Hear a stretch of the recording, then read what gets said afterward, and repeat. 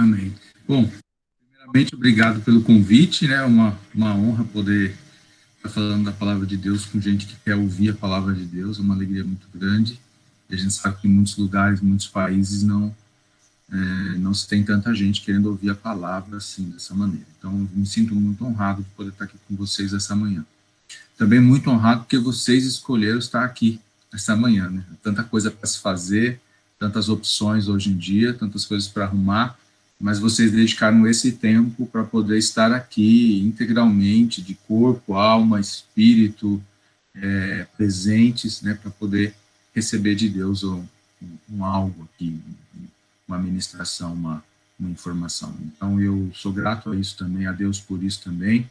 Vou fazer o meu máximo para ficar dentro do tempo estabelecido, porque eu sei que há muitas outras coisas para se fazer, então não há intenção em ficar prolongando a ministração. Mas gostaria que vocês, na medida do possível, também se dedicassem, assim, tipo, olha, poxa, se tentasse seguir o raciocínio e tal, porque aí a gente cresce junto, desenvolve junto. Legal? Maravilha. Deixa eu começar compartilhando aqui a minha tela com você. Agora foi, tchau. Maravilha. Oi. Pregação no contexto da evangelização, pode passar. Então, pode voltar.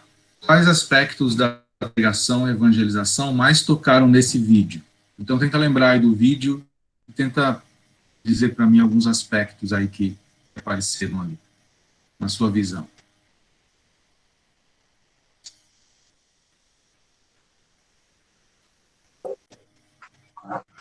Ju Gomes. Estava tentando errar ela, falou, me erra.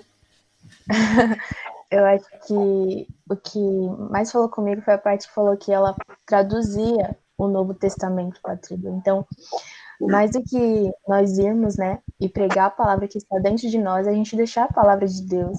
Então, eu achei muito incrível isso, muito importante. Bacana. Fer?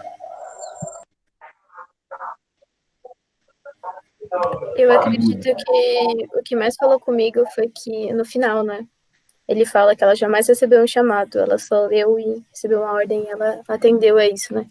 Então, acho que é uma coisa que todo mundo devia fazer, né. Anderson? Duas coisas me chamaram muita atenção. A primeira foi o período de tempo que ela associou para entender e obedecer, né? Foi um período de tinha um pregador numa caixa e num espaço de tempo ela ouviu, se converteu e aconteceu tudo aquilo, né? E por último também, onde ela diz que ela não teve um chamado, ela leu uma ordem e obedeceu. Muito assim, um tapa na cara, né, da atualidade, assim, me pegou muito essa fala. Muito bom. Quem mais quer compartilhar algo que marcou aí para você?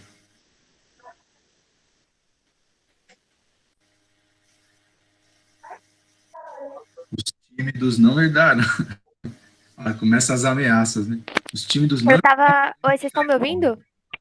Estamos. Eu tava pensando numa coisa agora, que provavelmente esse pregador que tava em cima da caixa de sapato nem sabe todos os frutos que gerou e nem sabe que ela ouviu ele.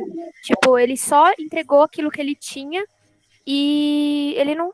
Provavelmente ele não sabe, de tudo que levou. Então, muitas vezes a gente também não vai saber. Uau. Essa é uma verdade também. Mais alguém? O último participante, hein? Quem correr, chega primeiro. Eu vi, o que me chamou muita atenção foi sobre ela não parar, né? Ela não descansava, ela fazia o dia inteiro e ainda tinha aquele pique para fazer à noite. E às vezes a gente faz um pouquinho e já fala, eu tô cansado. E ela não parava, ela continuava o chamado dela. Legal, gente. Bom, eu passando o próximo slide para vocês, a gente vai entrar hoje na história de João Batista. Vamos pegar alguns highlights, alguns textos apenas, né? Estou concentrando todas as informações no texto de Lucas, a gente não ter que ficar abrindo a Bíblia num texto, em outro, não sei o quê. Então, nós vamos falar um pouco sobre a situação de João Batista, até nós chegarmos numa discussão do nosso tempo, né, vamos dizer assim. Então, eu vou usar o João Batista como personagem para a gente poder fazer o estudo de hoje, tá ok? E juntando com essas informações do vídeo e outras coisas que nós vamos ver, eu espero que a gente consiga ter uma compreensão bastante ampliada do que nós queremos tratar aqui. Então, diz assim o texto bíblico, Lucas 1, da parte B do verso 15 e 17. Eu também cortei alguns textos bíblicos, porque eu sabia que o tempo aqui seria mais corrido, e fazer slide com muito texto também não fica legal. Então, mas eu vou tentar explicar para vocês, para compensar os textos que de repente não estão na tela, tá? Então, a parte B do verso 15 diz assim, e será cheio do Espírito Santo desde antes do seu nascimento. Fará retornar muitos dentre o povo de Israel ao Senhor, o seu Deus. E irá adiante do Senhor no espírito e no poder de Elias, para fazer voltar o coração dos pais a seus filhos e os desobedientes à sabedoria dos justos, para deixar um povo preparado para o Senhor. Vou ler mais uma vez. E será cheio do Espírito Santo desde antes do seu nascimento. Fará retornar muitos dentre o povo de Israel ao Senhor, o seu Deus. E irá adiante do Senhor no espírito e no poder de Elias, para fazer voltar o coração dos pais a seus filhos e os desobedientes à sabedoria dos justos, para deixar um povo preparado para o Senhor. O que a gente tem aqui? Aqui, basicamente, pode passar, o Jonathan. Isso. Basicamente, aqui a gente tem, né, o prenúncio da vinda de João Batista ao mundo e o seu ministério. Né? O anjo, né, Gabriel, aparece, né, para Zacarias e dá essa mensagem para ele. Né? Vai dizendo várias coisas, a sua esposa vai ter um filho e tal, parará, parará. E aí na parte B do 15 ele vem com aquela informação. Ele já vai ser cheio do Espírito desde antes do nascimento. Né? E o que vai acontecer a partir do ministério de João Batista, o seu filho. Então, o anjo está anunciando ali. O que o anjo anuncia? Né? E aqui é algo muito interessante também. O anjo faz uma citação bíblica. O anjo cita uma profecia. Ele cita a profecia que foi dita pelo profeta Malaquias, está lá em Malaquias 4, 5, 6. Eu coloquei aqui no slide para vocês, para mostrar, porque está um pouquinho diferente do modo como o Lucas colocou. Tem uma informação a mais aqui. Mas é a mesma profecia. Diz assim lá em Malaquias: vejam, eu enviarei a vocês o profeta Elias antes do grande e terrível dia do Senhor. Ele fará com que os corações dos pais se voltem para seus filhos e os corações dos filhos para seus pais. Do contrário, eu virei e castigarei a terra com maldição. Quando Lucas descreve isso, ele não cita essa parte do castigo, da maldição, e não faz a menção de os pais se voltem para os filhos e os filhos para os pais. Né? Ele só faz a menção de uma dessas partes. Pode deixar lá um pouquinho ainda, Jonathan. Então, aqui, o anjo anuncia, o anjo usa a profecia, usa a própria palavra de Deus para poder dar essa mensagem e situar João na linha do tempo. E aí, antes de qualquer polêmica ou qualquer pensamento, mas o que é esse negócio? Vai vir João ou vai vir Elias? Né? Existem algumas discussões em cima desse texto, mas a gente vai explicar ela de modo que fique claro e elimine qualquer confusão aqui, tá? Algumas religiões até usam esse texto para afirmar sobre reencarnação, coisa assim e tal, dizendo que João Batista era Elias reencarnado, nada a ver, não tem nada disso. Mas a gente vai estudar isso lá no texto quando chegar a hora. Então, nós estamos falando de um texto que é uma citação do Antigo Testamento. Essa citação foi feita por um anjo, enquanto ele entrega uma mensagem, né? O anjo, uma tradução para anjo é mensageiro. Então, ele é um mensageiro de Deus trazendo uma mensagem para Zacarias, e essa mensagem está baseada na própria palavra de Deus, o cumprimento de uma profecia, que é o que foi dito lá atrás. Tranquilo até aqui? Vamos para o próximo. Então, por dentro do texto bíblico agora, eu quero reforçar com vocês algumas ênfases que esse texto tem. E é em cima dessas ênfases que nós vamos trabalhar. A primeira informação que eu quero dar para vocês é que o texto diz que essa pessoa que viria, no caso João Batista, ela seria cheia do Espírito Santo. Essa informação é muito importante. Lucas trabalha ela aqui, trabalha ela também quando Jesus vai ser tentado no deserto, e ele diz assim que antes de ser levado ao deserto, Jesus estava cheio do Espírito Santo. E abrindo um parênteses, né, é até bom a gente parar de pensar, às vezes a gente pensa assim, que se eu for cheio do Espírito Santo, eu não vou ter tentação, não vou ter provação, né? Jesus estava cheio do Espírito Santo e foi levado para ser tentado.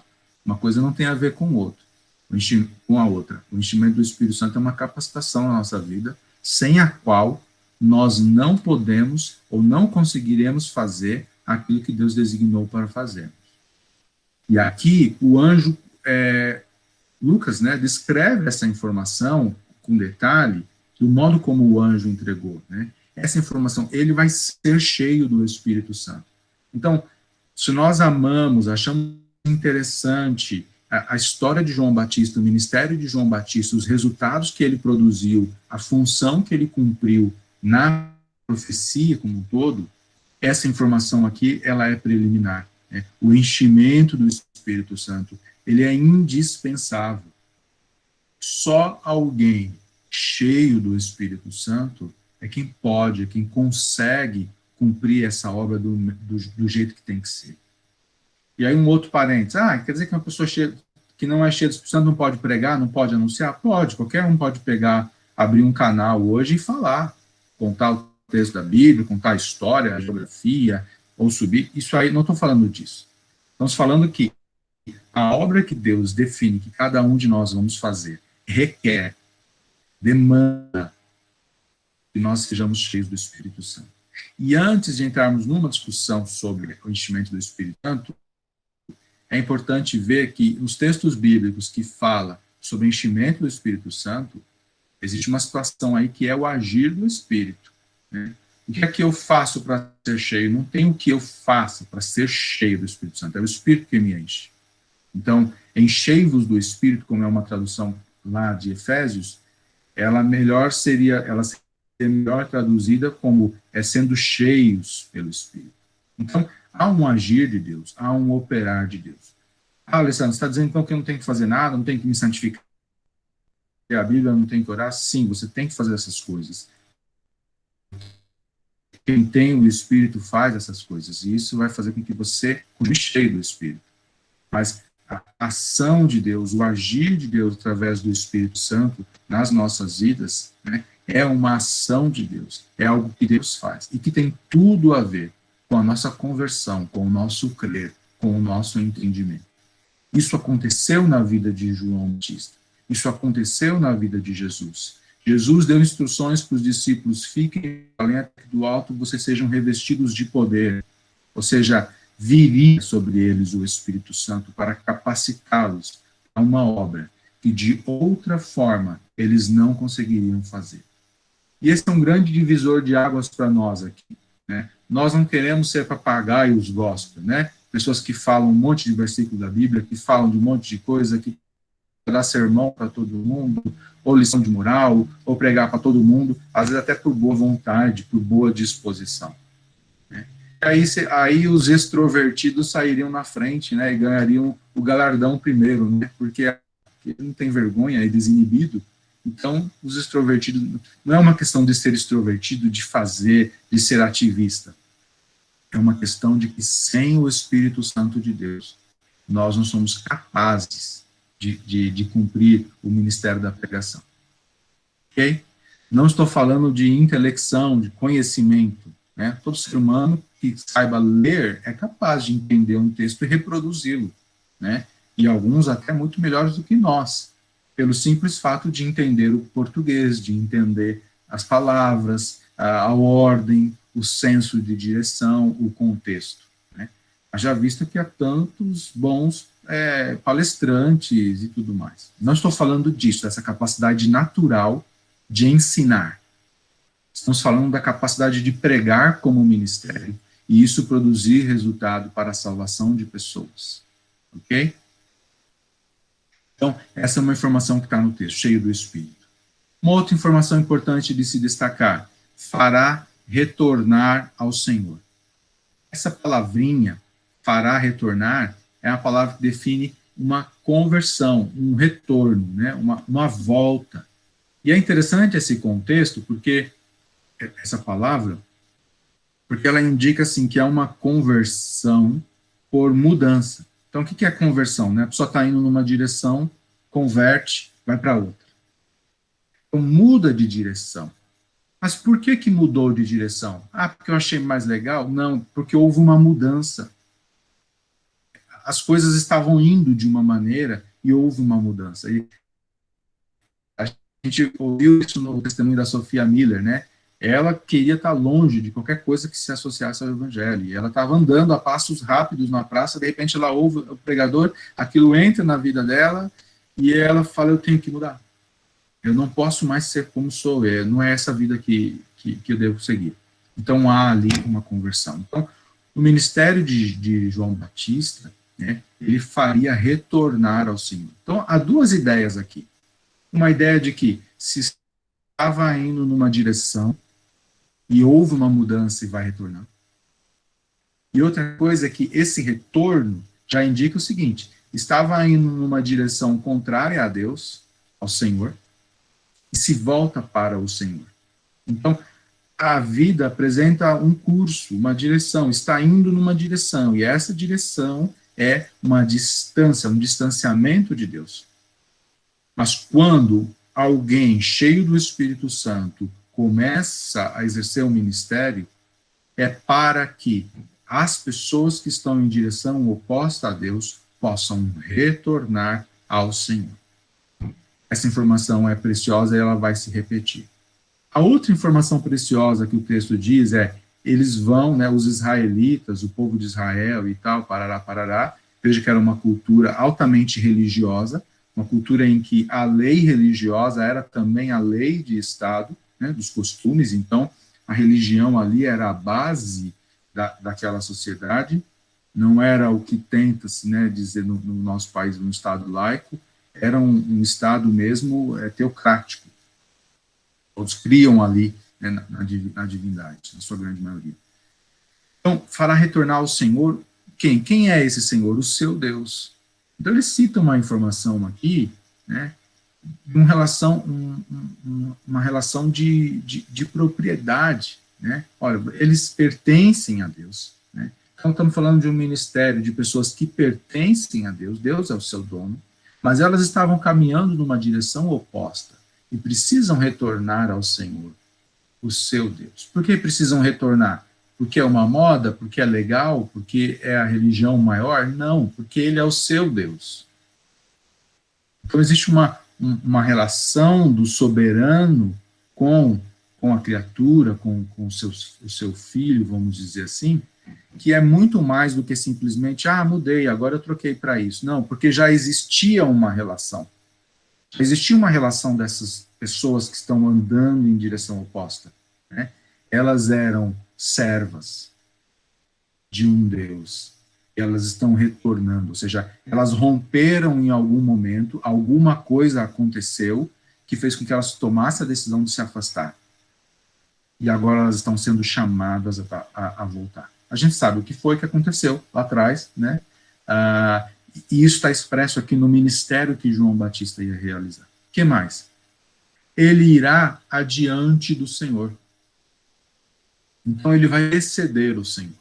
Ele vai preceder o Messias. Antes que o Messias venha, antes que Jesus venha, João exerceria o seu ministério cheio do Espírito Santo para fazer retornar ao Senhor seu Deus o povo, antes, preparando o caminho, anunciando, né? Ele trabalharia na frente, antes de ver o Senhor, antes mesmo ou seja, denota aqui um trabalho de, além de um trabalho pioneiro, um trabalho de fé, né? Fruto da fé, o resultado, porque ele está fazendo um anúncio de uma coisa que ainda vai vir, que ainda não aconteceu. Então, isso coloca João Batista nessa posição. Aí vem uma informação, né? No espírito e poder de Elias. O que é isso aqui? O que isso aqui quer dizer? É simples, gente. É na disposição, na mesma disposição, na mesma influência que governa, que enche a alma ali. Por que Elias? Veja, Elias era um profeta muito conhecido. O povo entendia o que foi o ministério de Elias. Elias surge, Deus levanta Elias para trazer Israel de volta, porque Israel estava pecando, tendo reis maus, tendo más atitudes, contrárias à lei. E Elias é o profeta que vai profetizar contra isso, dizendo, vocês têm que se arrepender, vocês têm que mudar de direção. Então, o ministério, Elias é um grande profeta, então, a história dele, o conhecimento de Elias, né, era muito tranquilo. Então, ele é aqui uma referência, né? Ele é um paró, Deus vai mandar Elias. Nossa, né? Por quê? Porque era o que todo o povo tinha entendimento do que era, está dando uma referência. Então, quando diz que ele vem no espírito e poder de Elias, é que as características do seu ministério seriam semelhantes, né? Teria semelhança. Por quê? Porque semelhante a Elias, ele está fazendo voltar o povo, está pregando para que esse povo retorne, se converta, se arrependa dos seus pecados, etc. e tal. Então, essa é a ênfase aqui. Qualquer outra coisa dita além disso, a gente já não tem permissão do texto para dizer. Tá. Então, fica aí para vocês registrarem, caso alguém queira perguntar, ou um dia vocês sejam confrontados por um espírita, por exemplo, para dizer que João Batista era Elias. Não é isso. A palavra usada para espírito aqui, pneuma, ela pode muito bem ser traduzida aqui como essa disposição. Né? No Novo Testamento, nós vamos ver várias vezes a palavra espírito podendo ser traduzida como disposição. Né? É o espírito da... É igual quando a gente fala, sabe, o cara pegou o espírito da coisa. Né? Ou o cara pegou o espírito da coisa, ele fez com a mesma pegada, com a mesma vontade, com o mesmo foco. Né? Então, aqui é muito mais uma questão de um alinhamento do que querer trazer uma doutrina aqui e ensinar que era o espírito do morto que voltou. Não, o texto não tem nem espaço para falar sobre isso, ele está falando de uma outra coisa. Próximo aspecto, pais, filhos e desobedientes. Aqui ele descreve 3 grupos de pessoas que têm características semelhantes e começa a ter um algo interessante aqui que a gente vai explorar. Né? Pais. Quem são esses pais que ele menciona aqui? É a mesma palavra que ele usa para Deus como pai, né? No sentido de que é quem gera, um gerador, um genitor. E para filho, é no sentido de quem é dependente, quem depende de alguém, quem está sob cuidados. Então, o que ele estabelece aqui? Uma relação. Ele não está necessariamente falando pai de sangue, o pai e o filho, porque aí o filho ele usaria outra palavra, poderia usar o pai de um, mas ele usa uma outra palavra para filho aqui, para mostrar assim, é alguém que tem uma relação de dependência. Então, é muito forte para Israel, para o povo, essa figura do pai e do filho, né? Porque é aqui que você tem rompimentos de gerações, divisões de pensamentos e conflitos, obviamente, dentro de uma casa, né? Olhando Israel como muitas famílias, como um povo, você tem ali uma área de dissensão. Então, quando ele fala, fará retornar ao Senhor, que a gente viu lá atrás, nós entendemos que houve um rompimento com o Senhor. Né? Então, vamos pensar aqui no relacionamento vertical, é uma conversão, é um retorno a esse relacionamento com Deus. Quando ele fala de pais e filhos, a gente pode pensar na base de um relacionamento horizontal, né? Em pessoas que têm relação de precedência e dependência, de ligação, de cuidado, de vínculos, né? Ou seja, relações que têm vínculos que foram rompidas, que foram distanciadas, precisam retornar, né? Porque não faz mais sentido se essas pessoas retornam a Deus e não retornam em sociedade, né? E aqui a gente tem o pilar dos 2 principais mandamentos, né? Se a gente for pensar assim, a gente tem o amarás ao Senhor teu Deus e amarás ao próximo. Então, o ministério de João Batista, ele vem para produzir resultado na vertical e na horizontal, ou seja, não faz muito sentido. Não, eu estou bem com Deus, né? Mas eu estou brigado aqui ao lado. Os relacionamentos precisam ser feitos. Agora, não quero que vocês entendam isso sobre a ênfase dos relacionamentos, como se os relacionamentos fossem mais importantes. Não. O novo nascimento na fé, Jesus até falou que o evangelho traria espada, que provavelmente pais ficariam contra filhos, filhos contra pais e tal, porque o evangelho vai criar uma separação. Mas ele une essas pessoas na igreja, no corpo de Cristo, né, que é formado. Então, não estou falando aqui de uma meta, né, de que não tem que manter todo mundo bem com todo mundo. Ótimo se conseguíssemos, né, esse é o desejo. Mas a gente sabe que muitas vezes não depende de nós, não depende da parte que está se aproximando. Gente, tá tão silêncio aí, tá tudo bem? Tá todo mundo seguindo? E às vezes a câmera congela. Assim, Tá ok? Tá tudo certo. Beleza. Tudo certo. Então, maravilha. Então, pais e filhos, ele tá mostrando esse tipo de relação, né? Intergeneracional, né? E proximidade das famílias. E, obviamente, gente, uma relação que tem vínculos, né? Onde há afetividade. Então, não é uma relação fria, é uma relação de causa e efeito, pô, é geração e filho, né? É proximidade. Então, não quero que vocês fixem aqui na figura do pai ou da mãe e do filho, mas nos relacionamentos onde há uma relação de dependência, ok? Essa é uma ênfase a ser extraída aqui. E o outro grupo que ele coloca é os desobedientes. Então, pais e filhos e desobedientes. Então, a palavra fazer retornar é a mesma que ele usou para fazer retornar ao Senhor, essa conversão, né? Converter por uma mudança. Então, que os pais e os filhos e pais também sofram uma mudança, que isso gere eles se voltarem. E os desobedientes. Os desobedientes, o sentido da palavra aqui seria a pessoa que não quer ser persuadida.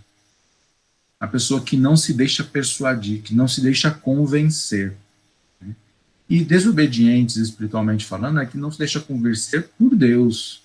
Então, pegando novamente o exemplo da Sophia Miller, a pessoa avessa a qualquer questão de fé, disso é tudo balela, isso é tudo, né? Quero passar longe. Né? Esse é o espírito da desobediência, né? Ele é um espírito de rebeldia. E, novamente, quando eu digo espírito, não estou falando de espírito demônio, coisa assim, porque desobediência não é demônio. Estou falando de disposição, ou seja, uma disposição em desobedecer. Disposição em não ser persuadido por Deus, em não ser convencido. É esse o sentido da palavra aqui. Então, ele faria com que esses desobedientes também, nesse ministério, faria com que essas pessoas que não querem ser persuadidas pudessem ser persuadidas. E isso vem na palavra a seguir. Quando ele diz sabedoria dos justos, né, que essas pessoas venham à sabedoria dos justos. Sabedoria aqui, ele está tratando exatamente do aspecto prático, né? É uma atitude que agrada a Deus, agrada ao Senhor, porque ela é moldada pela fé. É uma sabedoria, né, de experimentar, de provar a Deus, de quem foi persuadido. De quem foi persuadido pela fé, né? Quando a gente vê lá fé, no grego, pistis, né? Persuadido. Eu tenho fé no sentido de que eu fui convencido por Deus. Né? Mas como? Não sei como. Mas eu fui convencido. É nisso que eu creio. Né? Eu entendo dessa maneira, posso te explicar, mas como mudou? Como é que foi de uma hora para outra? Não sei. A Sophia Miller provavelmente não sabe explicar como a conversão dela aconteceu. mas ela sabe descrever e testemunhar que a conversão aconteceu. Olha, eu pensava assim, né? Igual aquele cego que Jesus curou, e quando foram interrogá-lo, falaram assim, mas, ele falou, eu era cego, mas agora eu vejo, né? Mas como é, olha, foi aquele homem. Mas, né? Então, o mistério da conversão a gente não explica, né? Mas a gente testemunha, e a gente mostra com evidência, eu era assim, agora eu sou assado. Então, essas pessoas que estão distantes e que o ministério da pregação de João Batista vai fazê-los retornar ao Senhor, vai fazer com que os pais se voltem para os filhos, os filhos para os pais e os obedientes possam retornar à sabedoria dos justos. O que é a sabedoria dos justos? É a sabedoria que aqueles que foram justificados por Deus, aqueles que creram, aqueles que Deus disse assim, agora você é justo, porque eu te justifiquei, não porque você merece, não porque você é bonitinho, não porque você fez a coisa certa ou fez a coisa errada. Eu te tornei justo, porque você creu no sacrifício. Você vai viver em sabedoria. Você vai viver como aqueles que foram convencidos por Deus. Você vai viver como uma pessoa que agora não anda pelo seu próprio caminho, anda pelo meu caminho. Porque agora você será cheio do meu Espírito Santo e será conduzido. Então, esse é o retorno que o ministério de João Batista estava destinado a proporcionar para as pessoas que ouvissem a sua pregação, ouvissem a sua mensagem. É isso que Deus mandou o anjo avisar o pai dele. Falou, é assim que eu quero que seja. É assim, é esse tipo de fruto que eu quero que a pregação dele produza. Eu quero que ele se concentre nessa questão de que as pessoas precisam se voltar para o Pai e elas precisam se conectar entre elas, porque não faz sentido uma devoção solo. Existe um coletivo aí que precisa ser trabalhado. E que toda essa manifestação de desobediência, ou seja, de não se deixar persuadir por Deus, né, é uma decisão, né, em alguns estágios é uma decisão de rejeitar a Deus. Uma decisão, eu não serei persuadido, eu não vou deixar. Né. O ministério da palavra entra nessa área para produzir frutos. E tem uma finalidade, para quê? Né? Para que ele vem antes? Para deixar um povo preparado. Precisava deixar um povo preparado para quando o Senhor viesse. Aí, então, se fechasse, concluísse, terminasse tudo. E aí o que não diz aqui em Lucas, mas diz lá em Malaquias, é que se isso não acontecesse, aquelas pessoas seriam castigadas e amaldiçoadas. Vocês podem ver lá em Deuteronômio 28, vai ter o capítulo das bênçãos, olha, povo, as bênçãos e as maldições, né? Vocês me obedecerem às leis, os meus mandamentos, vai acontecer isso com vocês. Agora, se vocês não obedecerem, vai acontecer isso com vocês. Deuteronômio 11 também vai falar um pouco sobre isso. Então, é uma menção a esse aspecto, de que se o ministério da pregação vai acontecer, para que essas pessoas possam se voltar a Deus, para que elas possam se voltar entre elas e comungar novamente, né, ter a união, compartilharem a mesma fé, estarem juntas, no mesmo sentimento, no mesmo espírito, serem persuadidos daquilo que antes elas eram postas como assim, nós não queremos, nós rejeitamos qualquer aproximação a Deus. É para que isso aconteça. Esse é o objetivo da pregação. E aí, quando o Senhor vier, ele encontra essas pessoas e fecha tudo. Agora, aqueles que, apesar de tudo isso, não se converterem, não passarem de desobedientes para obedientes, para seguidores, para fiéis, eles então terão que encarar as maldições, os castigos que Deus já disse lá atrás que faria. Né? Não é uma coisa, que Deus ruim, não, já está determinado. É dessa maneira que vai funcionar. Ok? Pode passar o próximo slide. Então, por dentro do texto, gente, nós vimos esses pontos todos, e aqui eu bebo uma aguinha enquanto vocês comentam alguma coisa ou tiram dúvida, se tiver, sobre o que a gente falou.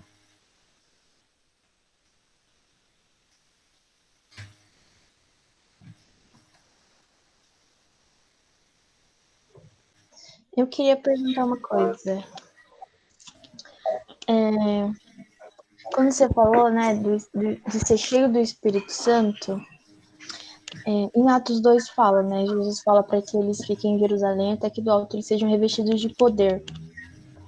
E eu estava ouvindo uma aula esses dias, eu acho que é da Sarah Hayashi, e ela falou que um dos sinais de você estar cheio do Espírito Santo é você falar em línguas, como se isso fosse a primeira demonstração de que você foi batizado no Espírito. O que você acha disso? Você acha que o falar em línguas é uma comprovação de você ser batizado no Espírito Santo? Olha, acho que o que eu acho sobre esse assunto tem pouca relevância nessa aula aqui e nesse texto, porque esse texto, por exemplo, não está dizendo que João orou em línguas, porque ele falava em línguas. Então, como é que a gente tenta resolver essas polêmicas que vêm há muito tempo? A gente olha para o texto bíblico e vê o que esse texto está dizendo. E que possibilidades esse texto dá para essa situação. Se houver outros textos bíblicos que afirmam que o enchimento do Espírito Santo vai se manifestar em línguas, então eu vou crer. Agora, se mesmo nesse texto não houver essa afirmação clara, então eu tenho que chegar à conclusão de que a pessoa está concluindo algo, ela está interpretando algo que não necessariamente está escrito ali. E aí começa a surgir questionamentos. Então, há muitos textos bíblicos que vai falar sobre a questão do Espírito Santo. Há muitas evidências de pessoas cheias do Espírito Santo e que a Bíblia não fala que elas oraram em línguas. Então, eu não estou dizendo que é e eu não estou dizendo que não é. Mas, se nós formos olhar texto por texto, nós vamos encontrar o que aconteceu ali. E uma coisa que eu posso dizer é assim, o Espírito não é obrigado a nada, ele não é nosso refém. Então quando eu for, eu tenho que fazer aquela pessoa falar em línguas. Eu estaria criando uma doutrina para o Espírito ter que obedecer essa doutrina. Então, acho que esse é o máximo que eu posso falar aqui, sem fugir da aula, né, sem tumultuar, de repente, porque eu sei que nessa linha de pensamento, algumas denominações, alguns cristãos creem de uma outra forma, né? Há grandes debates nessa área. Agora, o que eu te aconselho é assim, procure observar o quanto isso é relevante.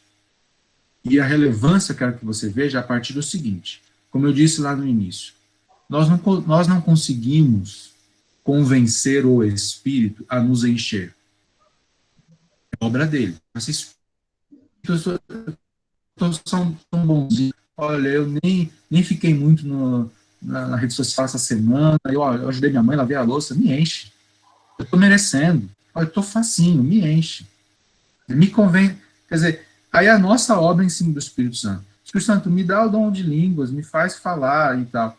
Não funciona assim. A Bíblia fala sobre buscar os dons e tudo mais, né, que é uma outra coisa também. Mas, assim, é uma ação dele. Então, se ele encher a tua vida e você não falar em línguas, a culpa é dele, porque é ele que vai fazer você falar ou não, né? É a decisão dele, é o modo dele agir, o modo dele operar. Então, eu acho que por muito tempo algumas pessoas carregaram um peso muito grande, porque elas sentiam que estavam buscando a Deus, se santificando, e não oravam em línguas. E será que Deus está me rejeitando? Será que eu estou em pecado? Será que não sei o quê? Olha, a gente não tem base bíblica para dizer que uma pessoa que não ora em línguas não tem o Espírito Santo. Porque a Bíblia vai mostrar outros, não é cheia, a Bíblia vai mostrar outras pessoas que eram cheias do Espírito Santo, e a Bíblia não diz que eles oravam. Agora, a Bíblia também diz que pessoas cheias do Espírito Santo oraram. Então, eu vou usar isso para afirmar que todos que são cheios falam? Não posso. Não posso. Por quê? Porque essa não é a verdade para todos. Aconteceu na vida de alguns. Entendi. Então, falei que não ia entrar, acabei entrando no assunto. Nem você estar cheio do Espírito Santo depende de nós, né? Mas somente do Espírito Santo. Depende do... Isso é interessante, isso é interessante. A santificação é um processo em que nós vamos buscando a Deus, nós vamos escolhendo, nós vamos preferindo as coisas de Deus. E isso coopera, isso é o modo como a Bíblia fala para nós cantarmos cânticos e falarmos coisas espirituais entre nós, como maneiras de nos mantermos cheios, conectados com as coisas de Deus, né? E o Espírito Santo vai agindo. Agora eu pergunto para você, qual foi a força que o João Batista fez para ser cheio do Espírito Santo antes de nascer? Qual o merecimento que ele teve? Qual foi a obra que ele fez? Qual foi a santificação? Qual foi o jejum? Qual foi a campanha que ele fez para receber isso? Eu vou dizer assim, no caso de João Batista, já não foi igual o que essa irmã aí, pregadora, falou. Eu não tenho nenhum registro de que João Batista orava em línguas. Não estou dizendo que ele não orava, mas eu não posso, biblicamente, afirmar que ele orava, porque não tem nenhum versículo que diz assim, e João orava em línguas, porque estava cheio do Espírito Santo. Não tenho esse verso, então não posso dizer que ele orava, mas posso dizer que ele estava cheio do Espírito Santo. E deixa os teólogos de plantão decidirem aí se ele orava em línguas ou não. Mas isso aí tudo vai ser palpite, né? Vai ser pitaco. Tá dando pitaco. Por quê? Porque se não tem um versículo que afirma que ele orava em línguas, então caiu aí a teoria, aí a tese, tá bom? Imagine, alguma dúvida dentro da aula? Que a sua não fosse, tá? A sua dúvida é pertinente, mas é que não dá para dar os textos que falam sobre isso. Mais alguém? Ale, tá me ouvindo? Tô. Eu anotei aqui uma coisa, eu queria que você falasse melhor, eu não prestei muita atenção, quando você falou sobre uma geração de causa e efeito. Eu queria entender melhor essa geração. Uma relação de causa e efeito, né? Por exemplo, um pai gera um filho, né? Você tem uma relação causal aqui. Já, olha, um em detrimento do outro, é família, né? Existe uma relação de dependência até certo tempo, até certa situação. Em Israel... Oi, tá? Eu te cortei? Não. Em Israel, né, Jesus vai falar sobre isso quando ele está criticando os fariseus. Havia muito problema de pai e filho. Muita questão de rompimento. Até quando, né, alguns, para não ajudar nas necessidades dos pais, falavam que o dinheiro que tinha era corban. Não, eu prometi a Deus esse dinheiro, por isso que eu não posso te ajudar a pagar o boleto do convênio médico, né?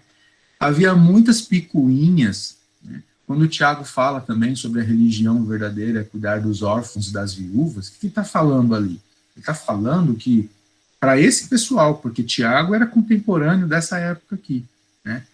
Ele está falando que, assim, olha, a responsabilidade de órfãos da viúva é primeiro dos familiares. Se vocês são os santões, os superis, mas vocês não estão cuidando dos órfãos e viúvas, então, aquela indicação é, peraí, primeiro dentro de casa. Se você tem um órfão, tem uma viúva, os familiares são os primeiros ali a dar suporte, não a igreja. A igreja vai ajudar, vai dar apoio, mas existe uma ordem invertida.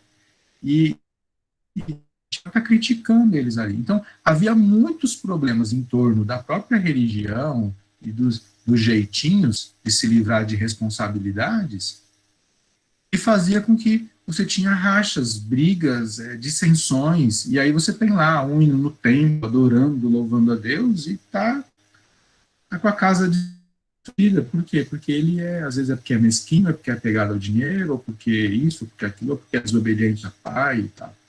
Então, eu falei, essa religião não serve. Então, a correção de Deus, nós vamos ver isso num texto mais para frente, mas a correção de Deus, a partir da pregação, deve se refletir no vertical e no horizontal. Ou seja, eu não posso estar tão bem com Deus e tudo minha volta aqui tá complicado. Não estou falando em termos de perseguição ou de dificuldades, mas estamos falando em termos de onde há falhas no comportamento desse cristão, dessa pessoa que diz crer, mas está fazendo com o próximo coisas que não são compatíveis com uma pessoa que tem Deus como tem o Senhor como o seu Deus. Ok? Mais algum? Acho que não. Acho que o tempo já correu aqui, gente. Vou ter que avançar. Vamos avançar mais um pouquinho, se de repente dá para segurar a dúvida. Então, pode baixar. Então, o que está acontecendo? Esse texto está mostrando para nós, onde está o pregador? Esse texto está mostrando para nós que existe alguns conflitos, algumas áreas de tensão. Primeira área de tensão olha, é uma pessoa que precisa se voltar para Deus. Existe um hiato aqui, um abismo. Tem uma tensão, eles racharam, eles em algum momento se desentenderam. Né? Não que Deus se desentenda com alguém, mas em algum momento rompeu. E o pregador vai atuar nesse meio, tentar fazer a ligação. Qual é o outro meio? Problemas de família, né? Pais e filhos, avós e netos, primos e primas, relacionamentos, outros relacionamentos de dependência que possa haver, né? A gente se dá o direito aqui de tentar fazer uma aplicação no nosso tempo, né? Um empregado e um patrão, relações, né? Existe aqui, então, um ponto de tensão aonde o pregador está. Ele está no meio do fogo cruzado. Porque ele está trazendo a notícia, ele está trazendo a mensagem, ele está confrontando uma realidade, né? E ele está no meio do fogo cruzado. Está no meio do conflito. É aí que o pregador está. É aí que aquele que anuncia o evangelho está, no meio desses dois cara feia, que precisam de conserto, precisam ser endireitados. Ok? Pode passar. Aí nós temos um outro texto em Lucas também, onde ele vai dar um pouco mais de combustível para nós nessa discussão. Há um momento ali em que Jesus está questionando a racionalidade das pessoas que o ouviam, da sociedade da época. Ele diz assim, a que posso comparar os homens dessa geração? Com quem se parece? E aí ele responde, são como crianças que ficam sentadas na praça e gritam umas às outras. Nós lhe tocamos flauta, mas vocês não dançaram. Cantamos um lamento, mas vocês não choraram. E aqui ele está dando, tá construindo uma alegoria para dizer, olha, vocês não agem da maneira coerente. Porque quando é para dançar, vocês não dançam. Quando é para chorar, vocês não choram. O que é que vocês querem? Né? Vocês não estão enfrentando a realidade, né? Do jeito que ela é, do jeito que ela se apresenta. E aí, ele sai desse exemplo que ele deu das crianças, que era uma coisa muito comum também ali, né? O judeu sempre muito festeiro, festivo, tocando, cantando, bebendo, ou mesmo nos velórios, nos sepultamentos, no choro e tudo mais, nas catástrofes. E aí ele chega onde ele queria, ele fala assim, ó, veio João Batista. João Batista é um cara todo certão, jejua, não bebe vinho, para não dar motivo. E vocês dizem, esse cara tem demônio. Aí veio o Filho do Homem, Jesus. Ele comia, ele bebia, ele andava com as pessoas, ele se envolvia no meio da multidão. Aí vocês dizem assim, aí está um comilão, um beberrão, amigo de publicanos e pecadores. Então, o que vocês querem para obedecer? O que vocês querem para voltar? Não há coerência no modo como vocês pensam. E aí ele finaliza dizendo, mas a sabedoria é comprovada por todos os seus discípulos. É interessante como esse texto tem conexão com aspectos que nós trabalhamos no texto de João Batista, né? Além de falar de João Batista, mas de mostrar que a atitude das pessoas que desobedecem, ou que rejeitam, ou que decidem não aceitar a mensagem, não se entregar, não ser persuadida por Deus, né? Ela resulta em uma falta dessa sabedoria, que é exatamente a persuasão, como nós explicamos, e é comprovada pelos discípulos, que são aqueles que são os justos, né, baseado no primeiro texto que a gente leu. A sabedoria é comprovada por todos os seus discípulos. Os discípulos de João, os discípulos de Jesus, já estavam vivendo em sabedoria, já estavam vivendo em completa sintonia com o modo como eles foram persuadidos por Deus para uma fé viva, para uma fé relevante, uma fé atuante.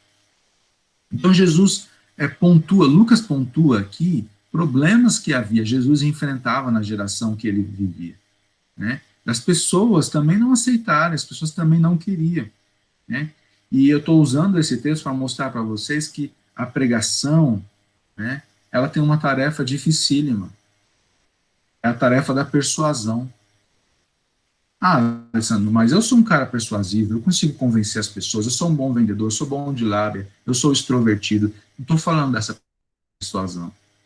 Essa persuasão não serve. Essa persuasão é humana, ela é carnal, ela é terrena, ela só pode produzir frutos humanos. A pessoa vai ficar com você enquanto o seu argumento for bom. Não é disso. Nós estamos falando de uma persuasão, de um convencimento que vem pela fé, que só pode ser transmitida a partir de uma vida cheia do Espírito Santo. Por quê? Porque essa pessoa que aceita a fé, ela vai passar por sofrimento, ela vai passar por dor, ela vai passar por luta, ela vai passar por situações que nosso argumento humano não vão sustentar. Não, vem para Jesus que vai dar tudo certo, sua vida vai melhorar 1000%, blá, blá, blá, blá, blá, né? Pô, será que você está fazendo uma propaganda enganosa? É lógico que vai melhorar quando a gente tem paz no coração e sentido de por que nós estamos vivendo, a gente passa por qualquer dificuldade por causa disso. Mas se a pessoa vem achando que esta vida temporária, terrena, finita, vai ganhar novo significado simplesmente porque ela aceitou Jesus, agora ela vai ter a casa, o carro, a alegria, o namorado vai voltar, a esposa vai retornar, os filhos vão perdoar. Olha, o Evangelho não me manda prometer nada disso para ninguém. Ele vai atuar em outra esfera. Isso pode acontecer? Pode acontecer. Mas eu estou dizendo isso para diferenciar de vocês o esforço de persuasão humana para a ação de persuasão que acontece pelo agir do Espírito. Ou seja, quando nós nos propomos a pregar a palavra, o Espírito vai lá, acha o coração desse desobediente, convence, né, gera fé ali dentro, persuade e traz. A obra é dele. Nós somos os canais. Pode passar, Jonathan. E aí a gente chega, então, no modelo de João Batista. Isso aqui todos vocês conhecem. Como é que João Batista pregava, gente? Raça de víboras, né? Quem vos ensinou a fugir da ira futura? A gente até brinca com isso muitas vezes e tal. Então, mas a gente lembra dessa parte do discurso de João. Mas a pregação de João, o discurso de João, não era só isso. Trabalha dois componentes que eu quero trazer aqui para vocês. Então o texto diz assim, ó. João dizia às multidões que saíam para serem batizadas por ele: raça de víboras, quem lhes deu a ideia de fugir da ira que se aproxima? Deem frutos que mostrem o arrependimento. E não comecem a dizer a si mesmos: Abraão é nosso pai, aqui o elemento da religiosidade. Não, mas a gente já é da fé, a gente já crê, a gente já sabe, a gente já tem Jesus no coração, blá, blá, blá, né? Abraão é nosso pai, pois eu lhes digo que dessas pedras Deus pode fazer surgir filhos a Abraão. O machado está posto na raiz das árvores, e toda árvore que não der bom fruto será cortada e lançada ao fogo. O que devemos fazer então? Perguntavam as multidões. João respondia: nossa, essa letra ficou ruim, né? Verde e branco. Vamos lá. Quem tem 2 túnicas, reparta-as com quem não tem nenhuma. E quem tem comida, faça o mesmo. Então, um grupo chegava para João. Olha que interessante. João pregou aspectos, né, do arrependimento, da mudança de vida, da conversão. E as pessoas, pô, que legal. Mas aí elas falavam assim: poxa, mas a nossa vida está toda errada. Eu entendi a mensagem, eu quero me voltar ao Senhor, só que agora, né? Então, assim, pegando os 2 eixos novamente. Ok, eu me arrependi, vou ser batizado por você, legal. Só que é o seguinte, eu estou vivendo um caso aqui, ó, com uma mulher casada. Ó, eu estou vivendo isso, estou vivendo aquilo, como é que eu vou resolver? Então, vinha os pedidos, as orientações, né? Pedido de conselho para situações práticas da vida. né? Então, ó, as multidões perguntavam, ó, quem tem 2 túnicas? Então, o que é que nós vamos fazer? Ah, na prática, vocês que têm 2 túnicas, reparta aí com quem não tem, né? E faça o mesmo com a comida, para que vocês não comecem a ficar brigando por causa de comida. Reparte. A solução é repartir.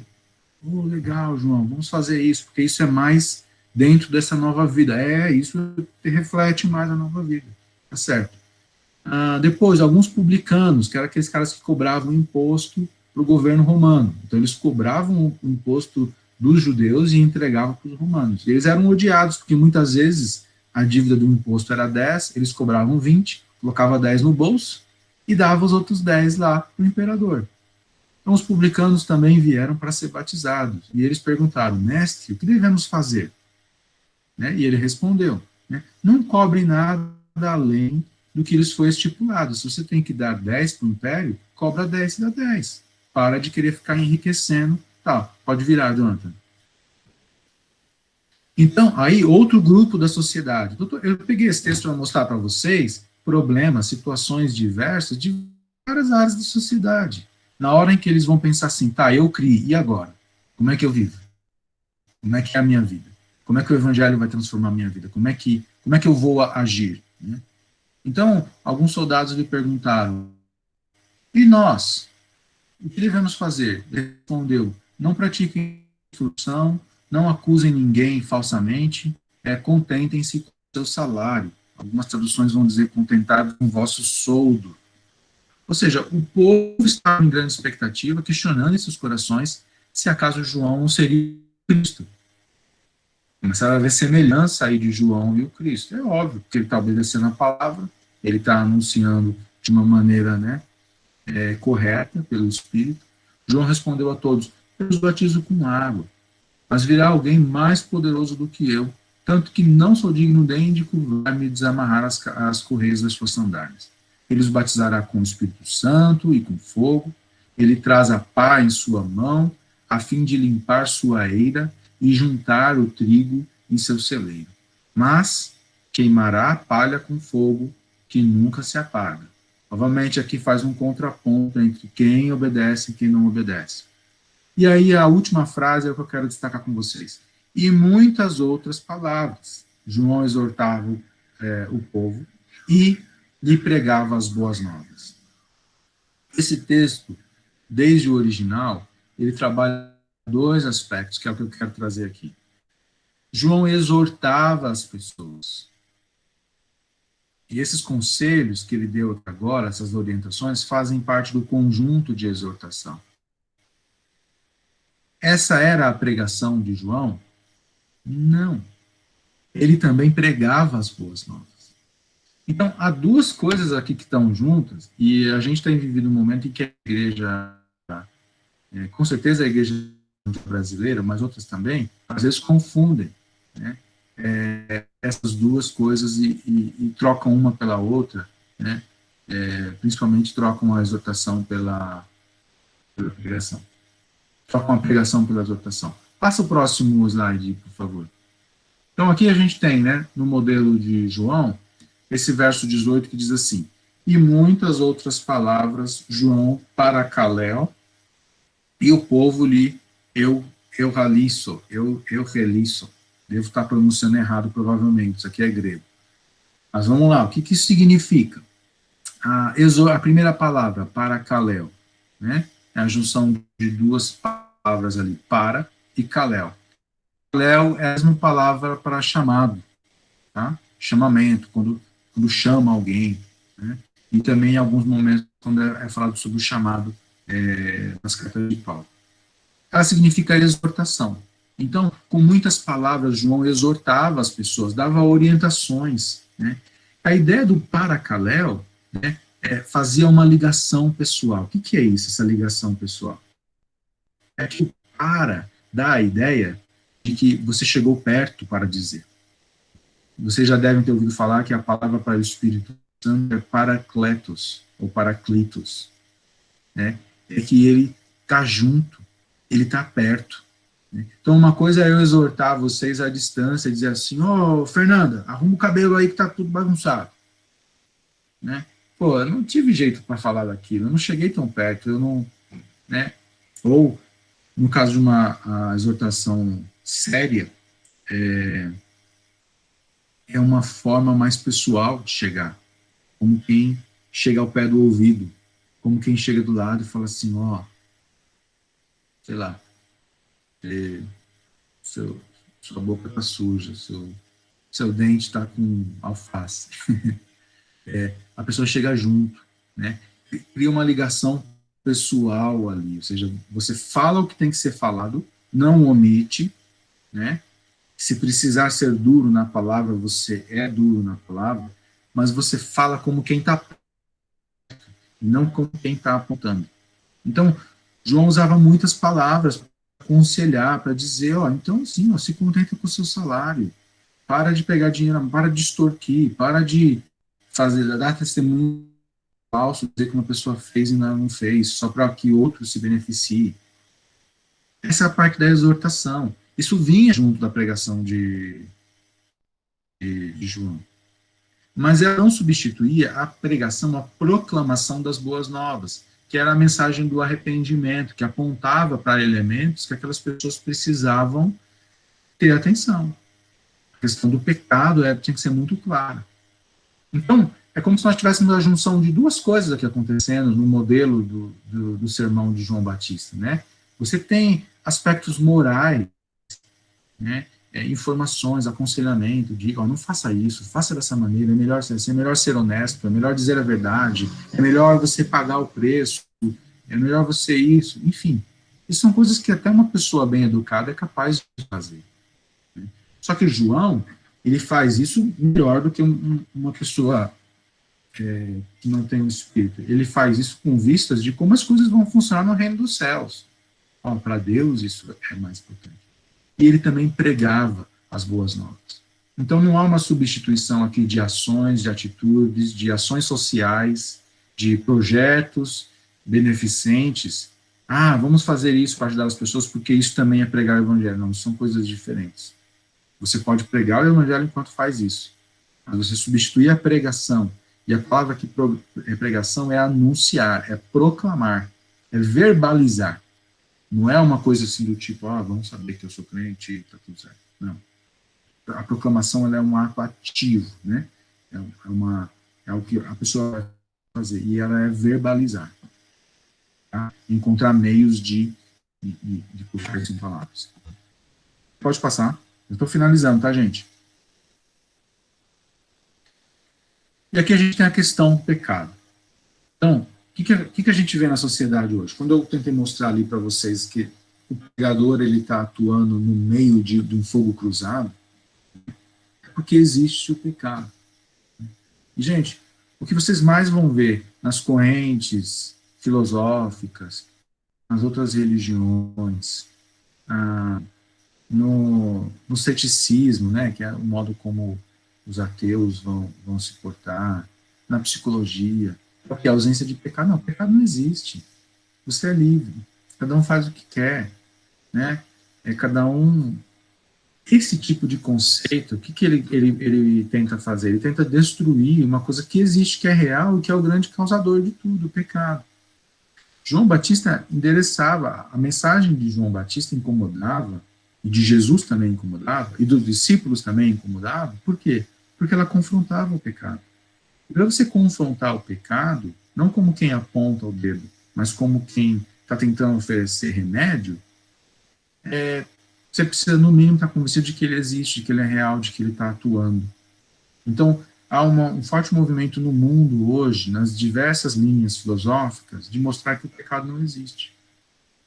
Então, nesses hiatos, né, que são essas lacunas entre Deus e o homem, no eixo vertical, e homem, né, e aqui eu estou falando um homem de gênero humano, não um homem masculino ou feminino, esses hiatos, essas distâncias, é aí que a nossa mensagem precisa atuar para reduzir essas distâncias.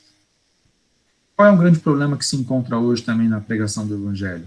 A psicologização das Escrituras. O que é isso? Nossa, que palavra! É tornar as Escrituras uma abordagem a partir da psicologia. Não, mas fulano, coitado, aconteceu isso, pá, pá, pá, pá. Enfim, eu não posso me delongar aqui porque eu já estou estourando o tempo, mas, resumidamente, a psicologia, ela vai apontar caminhos, respostas, saídas, mas ela nunca vai dar um nome para os problemas, o nome que ele tem, que é pecado. Então, gente, para tudo que não for problema genético, de saúde, a Bíblia tem solução. Né? Não estou dizendo que os milagres não sejam, mas estou dizendo que a Bíblia, né, ela vai ajudar a tratar a questão do pecado. E se a gente não for capaz de enxergar o pecado onde ele está atuando, né, nós nunca vamos ter o antídoto certo para tratar. Então, nós percebemos que a sociedade hoje é muito mais vitimizada. Eu sou assim porque meu pai não deu atenção. Eu sou assim porque minha mãe me fez mudar de escola. Eu sou assim porque eu não tinha dinheiro para estudar. Eu sou assim porque eu não tinha um caderno. Porque eu tinha que ir de ônibus. Eu sou assim porque... Papapá. O que você está dizendo? Você está dizendo que você é vítima. Você é assim porque alguém fez algo que te afetou. Só que esse pensamento ele é doentio. Por quê? Porque por mais que alguém tenha feito algo que te afetou, isso é um fato passado, não tem a ver com esse momento. Quer dizer, você pode simplesmente falar assim, bom, então, já que hoje eu só tenho uma perna, então eu vou viver uma vida como quem tem uma perna, vou fazer tudo como quem tem uma perna. Então existe uma diferença, e eu sei que a vida de quem tem só uma perna não é fácil, mas existe uma diferença numa pessoa que vai ficar prostrada numa cama, dizendo assim, eu não posso fazer amigos porque só tenho uma perna, porque me arrancaram a perna. Eu não posso me casar, eu não posso me formar, eu não posso isso, não posso porque eu só tenho. Essa pessoa está se vitimizando, ela está trazendo isso para um contexto presente, e a situação dela não tem mudança. Por quê? Porque a vítima faz o quê? A vítima não faz nada, ela é vítima, ela é coitada. Ela é passiva de uma ação. Só que isso é um engano. Por quê? Porque Jesus entra na história e muda a nossa realidade, de modo que nós já não somos mais vítimas, não importa o que tenhamos passado. Né? Agora nós somos agentes, agora nós podemos fazer. Ok, isso me aconteceu, mas hoje eu tenho uma nova vida.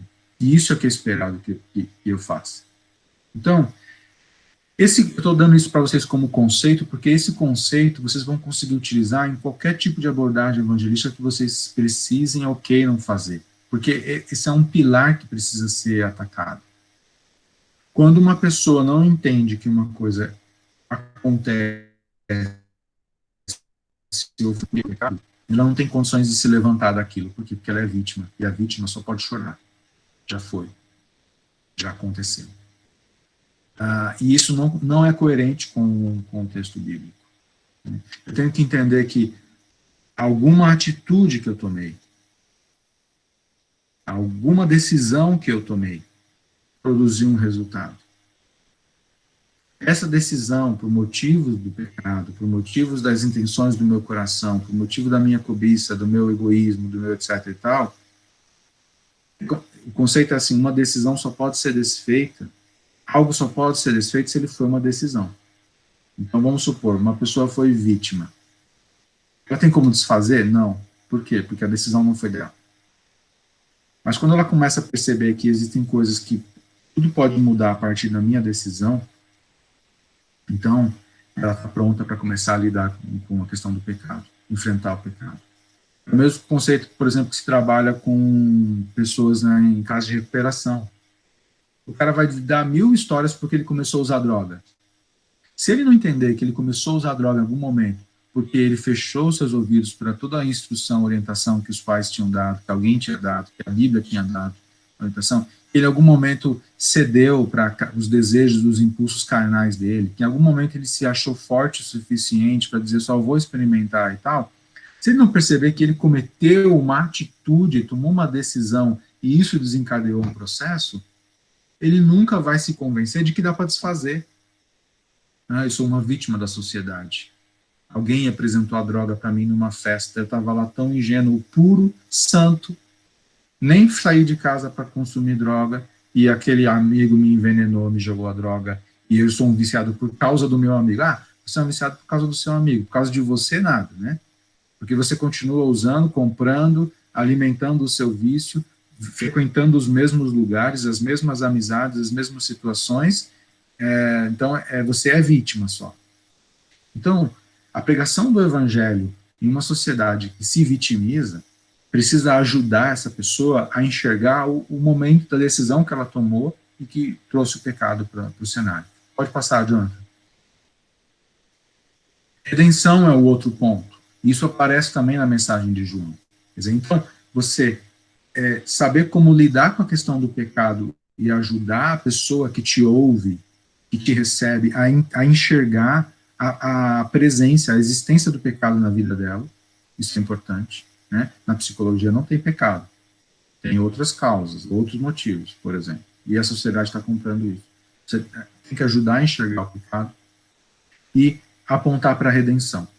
Então, gente, por que na psicologia e outras linhas o pecado não existe? Porque se o pecado existir nessas filosofias, precisa de uma salvação. O que é que resolve o problema do pecado? Tem que ter um salvador. Tem que ter alguém, um mediador. E ninguém quer falar disso. Ninguém quer colocar Jesus na história. Ele é o único. Ele é a única forma. É a única maneira. Então, se você ajuda alguém, se você dá um conselho para um amigo, para uma amiga, mas você não consegue ajudá-lo a enxergar onde está o pecado e que ele precisa de uma redenção, ele precisa de um salvador, porque para lidar com o pecado não tem remedinho, não tem jeito, não tem outro caminho. Precisa passar por Cristo, essa evangelização não é completa. Ela não é uma evangelização efetiva. Nós entendemos que existem processos de evangelização. Então, por exemplo, sabe quanto tempo demora para um muçulmano se converter? Um oriental também, um japonês? Gente, geralmente de 10 a 15 anos.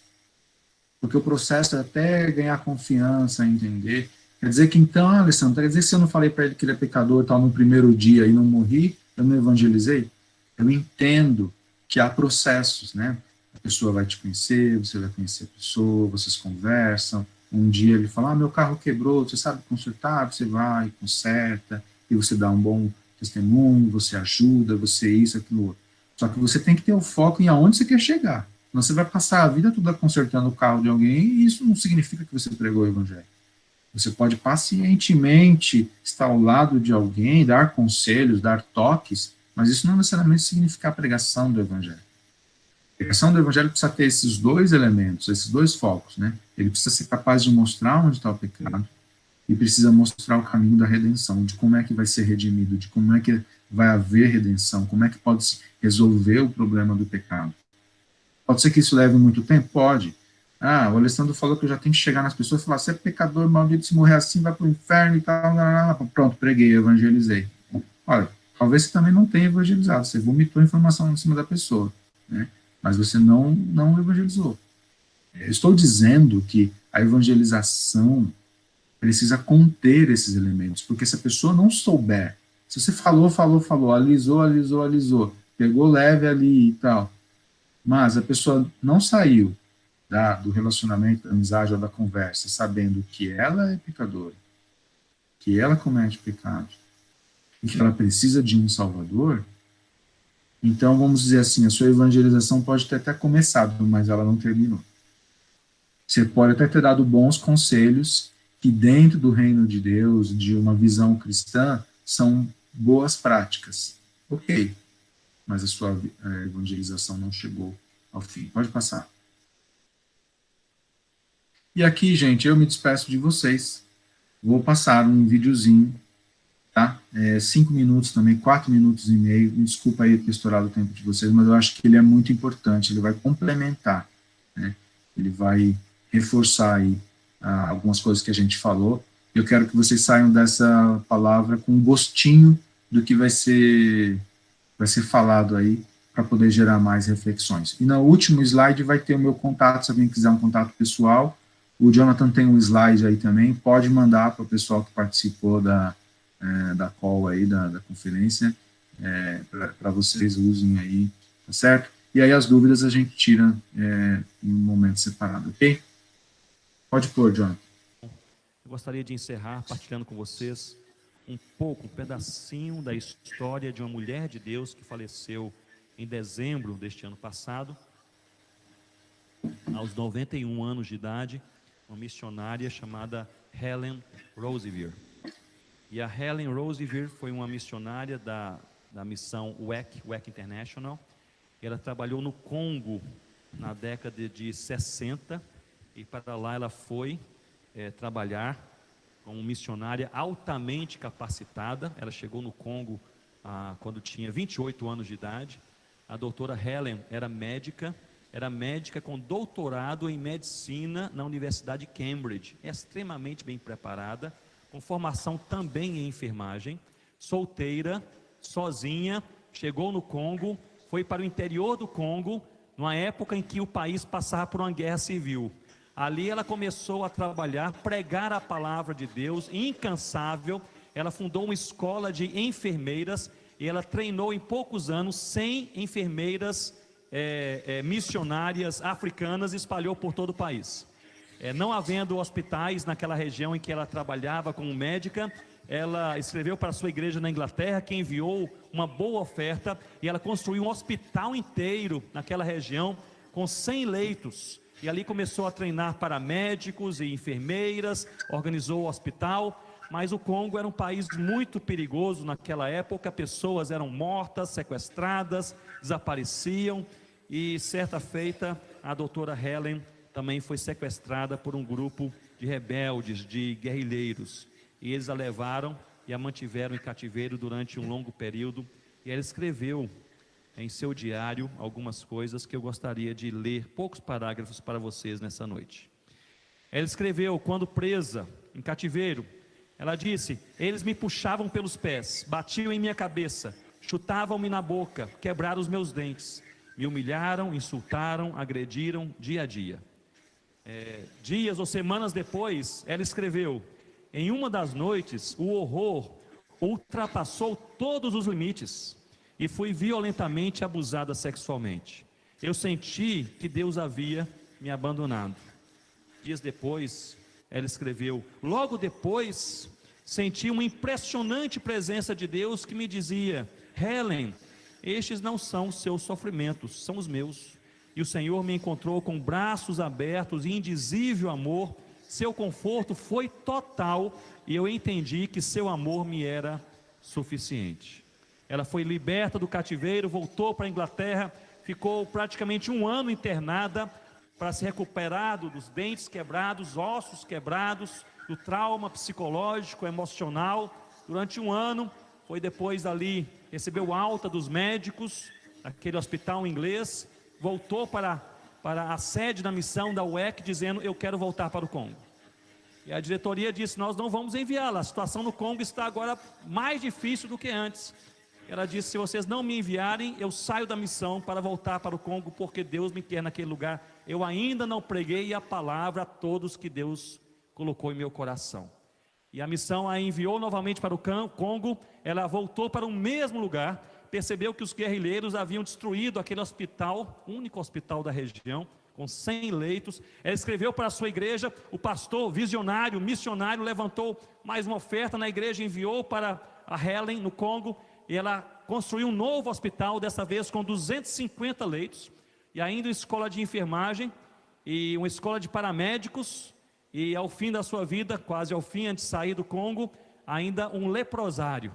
E ela trabalhou incansavelmente durante décadas no Congo, deixou aquele país com centenas de pessoas que ouviram a palavra de Deus, transformadas pelo Evangelho de Jesus, igrejas plantadas. E ela foi uma mulher até o final da sua vida que rodou o mundo dando testemunho e mobilizando jovens para a obra missionária. Antes de falecer, a doutora Helen, ela escreveu um artigo. Eu gostaria de ler apenas um parágrafo deste artigo que ela deixou, e eu creio que resume bem também este ensino da teologia reformada, da centralidade da palavra de Deus, não apenas uma palavra litúrgica, não apenas uma palavra que tem um espaço em nossa biblioteca, porque está em nossa língua, mas uma palavra que nos desafia e nos transforma. E quando nos transforma, nos impele a nós pregarmos este evangelho que tanto mexe com o nosso coração. A doutora Helen, ela escreve: este artigo seguinte: o problema é quando não queremos só Jesus. Queremos Jesus e mais alguma coisa. Queremos Jesus e a popularidade. Queremos Jesus e o sucesso. Queremos Jesus e os aplausos. Queremos Jesus e o reconhecimento. Queremos Jesus, mas queremos também ser os primeiros e ser os melhores. Não, meus irmãos, nós devemos desejar somente Jesus. Só Jesus.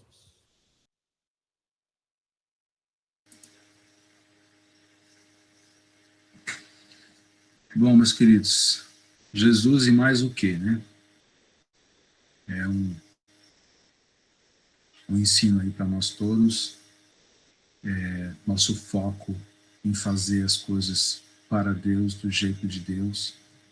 Como uma das moças aí, alguém mencionou, né? Talvez aquele pregador do caixote nunca soubesse, né, quem foi a Sophia, né, Miller. Talvez tantas outras coisas. Até um aspecto da Sophia Miller que o Dr. Russell Shedd menciona no final de uma mensagem dele, né, dizendo que a Sophia Miller, quando ela chegou numa tribo e para começar a fazer um trabalho, os indígenas ficaram meio desconfiados, porque ela era tipo nanica, assim, muito pequena, franzina e tal, como geralmente elas escrevem.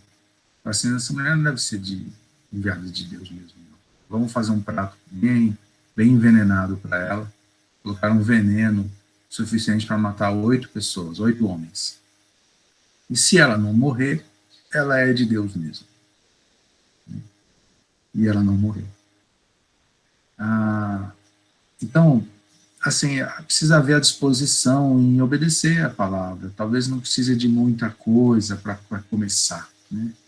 Mas ter essa atenção, esse foco de que, ok, eu vou pregar o evangelho, eu vou me preparar para o evangelho, e isso é tudo, né? Não digo isso no sentido de que você não deva se preparar, mas no sentido de que a gente cria tantos obstáculos, tantas necessidades, e às vezes isso acaba entrando nessa categoria, né, de Jesus e mais alguma coisa. Não, porque se não ficar bonito, e se não curtirem, e se não, né?